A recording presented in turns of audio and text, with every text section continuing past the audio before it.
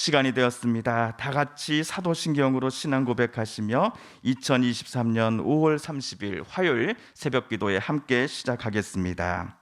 나는 전능하신 아버지 하나님 천지의 창조주를 믿습니다. 나는 그의 유일하신 아들 우리 주 예수 그리스도를 믿습니다.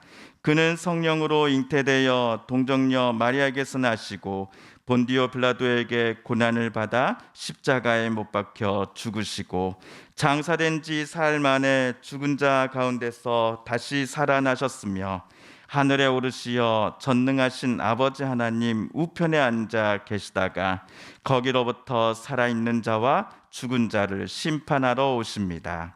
나는 성령을 믿으며 거룩한 공교회와 성도의 교제와 죄를 용서받는 것과 몸의 부활과 영생을 믿습니다. 아멘. 오늘 우리 함께 읽을 기록된 하나님 말씀은 베드로전서 제4장 7에서 11절까지의 말씀입니다. 신약 381쪽경에 있는 베드로전서 제4장 7에서 11절까지의 말씀 오늘 함께 읽고 묵상합니다. 만물의 마지막이 가까이 왔으니 그러므로 너희는 정신을 차리고 근신하여 기도하라. 무엇보다도 뜨겁게 서로 사랑할지니 사랑은 허다한 죄를 덮느니라.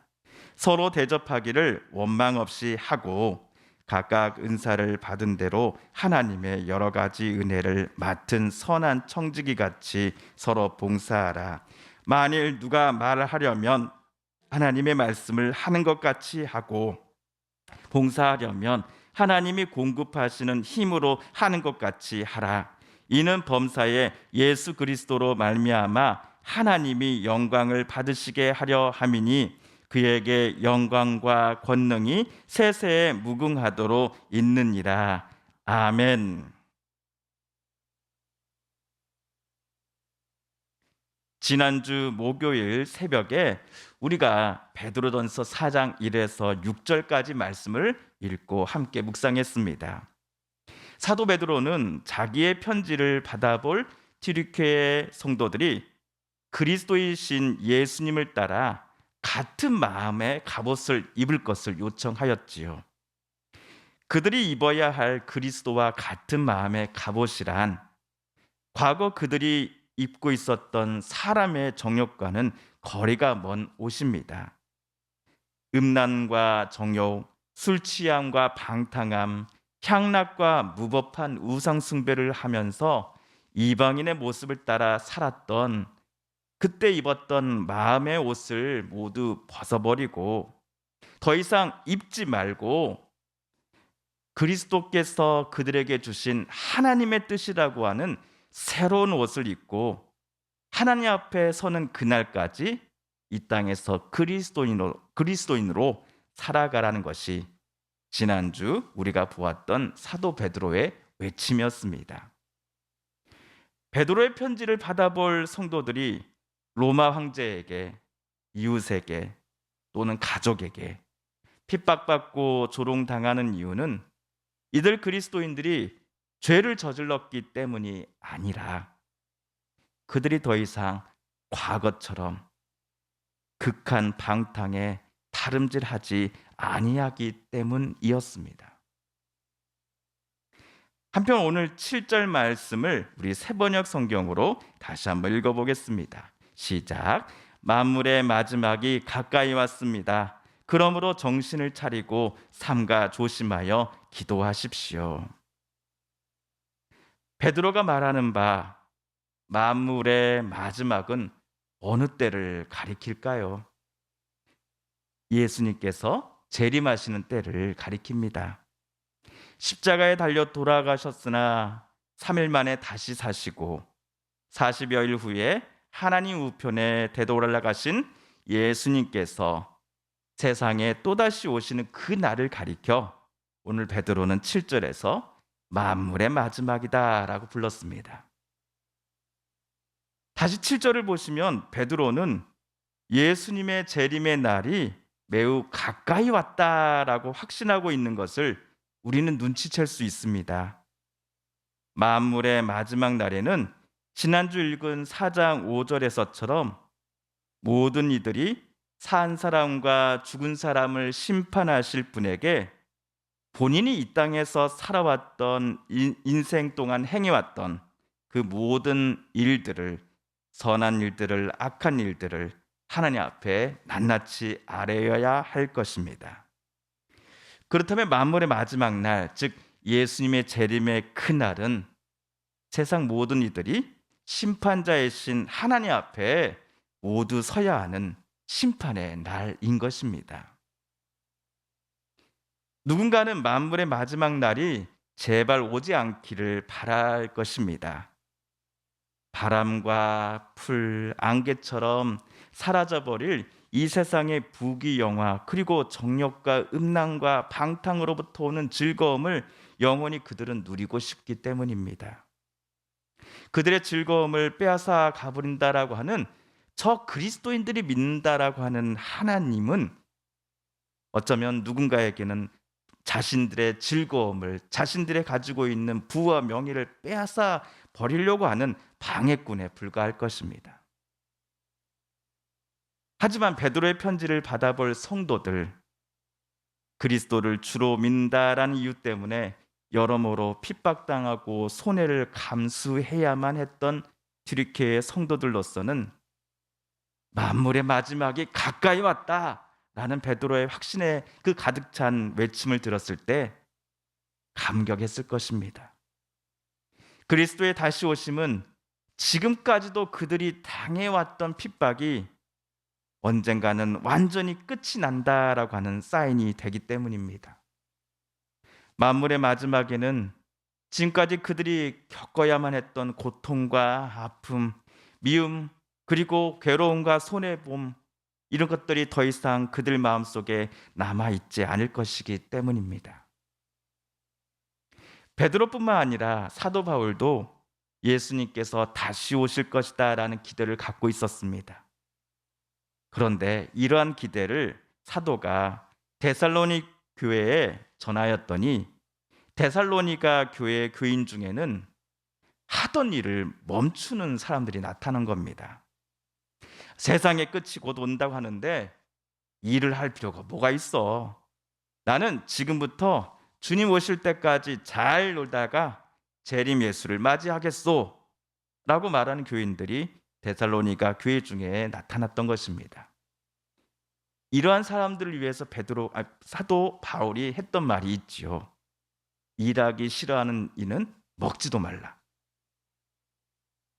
사도 베드로도 데살로니가 교회의 소식을 듣지 않았을까 싶습니다. 승천하신 예수님께서 조만간 곧 이 땅에 다시 오실 것이다 라는 그 본인의 외침에 디리케의 성도들도 데살로니가의 어떤 교인들과 같은 생각을 갖지는 않을까 하는 염려를 사도 베드로도 하지 않았을까요? 그래서 오늘 베드로는 예수님의 다시 오심을 기다리는 사람들의 그 모습이 어떤 모습이어야 하는지를 크게 4가지로 말해주고 있습니다. 첫째, 7절 중반절에 나오는 것처럼 정신을 차리고 삼가 조심하며 기도해야 한다라고 말합니다. 둘째, 8절에 나온 것처럼 성도들은 먼저 서로를 뜨겁게 무엇해야 된다고 말하고 있습니까? 사랑해야 한다라고 이야기합니다. 그리고 9절에서 불평 없이 서로 따뜻하게 대접하고 존중할 것을 요청합니다. 그리고 마지막 4번째 10절에서처럼 각 사람은 은사를 받은 대로 하나님의 여러 가지 은혜를 맡은 선한 관리인으로서 서로에게 봉사할 것을 베드로는 부탁합니다. 하나님께서 각자에게 주신 은사 또는 재능은 은사를 받은 사람을 높이기 위해서가 아니라 그 은사를 주신 하나님을 높이고 하나님께 영광 돌려드리기 위해서라고 베드로는 말하지요. 우리 10절과 11절은 새번역 성경으로 다시 한번 읽어보겠습니다. 시작. 각 사람은 은사를 받은 대로 하나님의 여러 가지 은혜를 맡은 선한 관리인으로서 서로 봉사하십시오. 말을 하는 사람은 하나님의 말씀을 전파하는 사람답게 하고, 봉사하는 사람은 하나님께서 주시는 힘으로 봉사하는 사람답게 하십시오. 그리하면 하나님이 모든 일에 예수 그리스도로 말미암아 영광을 받으실 것입니다. 영광과 권세가 영원 무궁하도록 그에게 있습니다. 아멘. 교회에서 말을 제일 많이 하는 사람이 있다면 아마도 저 같은 목사일 것입니다. 오늘 베드로의 권면에 따르면 그 말들이 목사 자신을 높이고 자신을 남들 앞에 뽐내며 자신의 권위를 세우기 위함이 아니라 하나님의 말씀만을 전하는 사람으로서 본인을 겸손히 낮추라는 것입니다. 봉사도 내가 하는 듯 하지만 실제로는 하나님께서 주시는 힘으로써 감당할 수 있다라고 베드로는 말합니다.